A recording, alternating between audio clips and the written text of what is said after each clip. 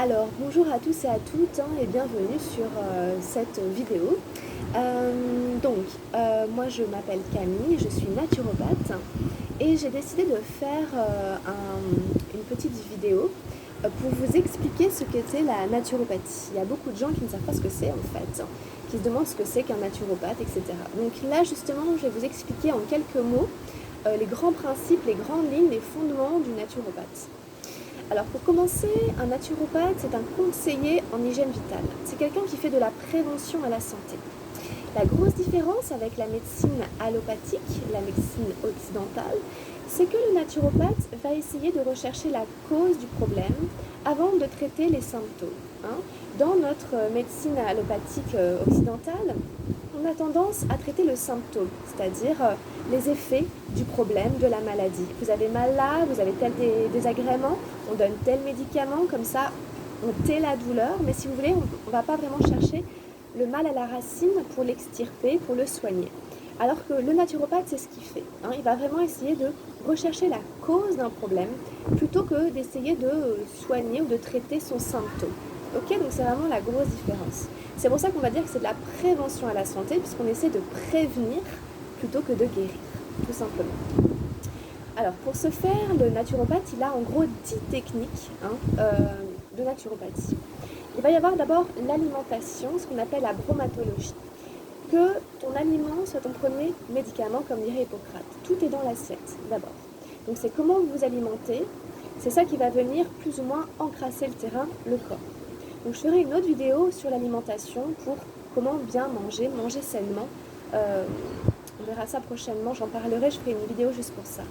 Bon, d'abord c'est ça, c'est pas forcément un régime, mais c'est manger équilibré. Ensuite, il va y avoir tout ce qui est exercice physique, sport. C'est vraiment important. Donc en tant que naturopathe, on peut accompagner ses patients, ses clients sur en effet reprendre une activité physique. L'un n'ira pas sans l'autre.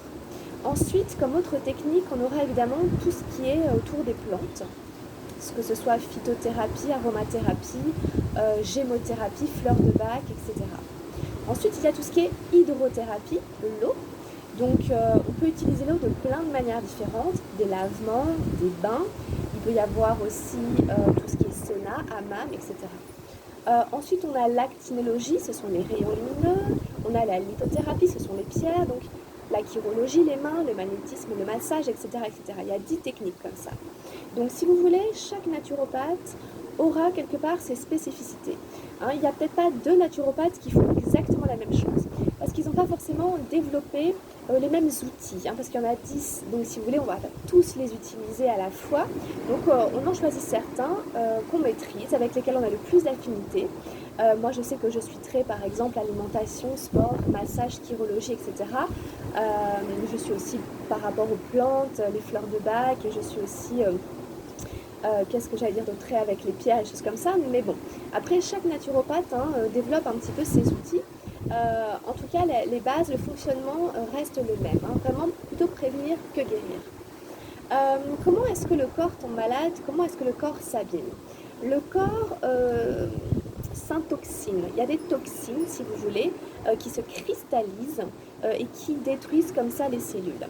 Les toxines, elles sont de deux sortes. On dit qu'il y a des cristaux, il y a des cols.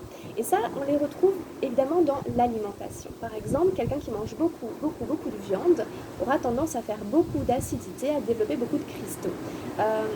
Le corps va essayer d'éliminer ces toxines à travers ces différents filtres. Ce sont ce qu'on appelle les émonctoires. Donc par exemple, on a les reins, par exemple, on a la peau, on a les intestins. Enfin voilà, il y a plusieurs émonctoires qui vont éliminer d'ailleurs soit les cols, soit les cristaux. Les poumons, par exemple, quand on a une bronchite, on tousse, etc. Quand on a de la fièvre, on transpire. Bon bref. Donc si vous voulez, le naturopathe, il va mettre en mouvement les émonctoires du corps pour pas, je vais dire forcer, pour que le corps il élimine les toxines, avec des techniques naturelles. En général, c'est ce qu'on appelle les cures naturopathiques qui se font en 3 temps. Donc d'abord, il y a une première phase où on rééquilibre un petit peu l'alimentation. Ensuite, il y a une deuxième phase où vraiment on va décrasser le corps avec des techniques justement pour éliminer au niveau des émonctoires, que les émonctoires éliminent. Et ensuite, on a une phase d'harmonisation pour que ça se stabilise. Donc voilà un peu normalement comment travaille le naturopathe. Un naturopathe peut aussi faire des bilans de terrain pour essayer de savoir où en est exactement le corps, etc. Donc par exemple, il y a l'iridologie. Donc moi par exemple, je suis formée à l'iridologie. C'est l'étude de l'iris. Hein. Pour ceux que ça intéresse, allez voir. On part du principe qu'on voit tout dans l'œil, que c'est une plage réflexe. Hein. C'est comme de la réflexologie plantaire par exemple. Il y a tout le corps sous le pied. Dans l'œil, c'est pareil. C'est en forme de fœtus tout autour de la pupille et on retrouve tous les organes, etc. On peut voir la qualité de la toxémie, on peut voir beaucoup de choses dans l'œil. Donc quand on est équipé avec une petite loupe ou un iriscope, on peut grossir la pupille, l'iris, l'œil entier et observer des choses dedans et en tirer des conclusions. Voilà, il y a différentes manières d'essayer de faire des bilans pour avoir un bilan de terrain. Voilà grosso modo à quoi servent les fonctions du naturopathe. Alors il y a aussi tout l'accompagnement psycho-émotionnel de la personne.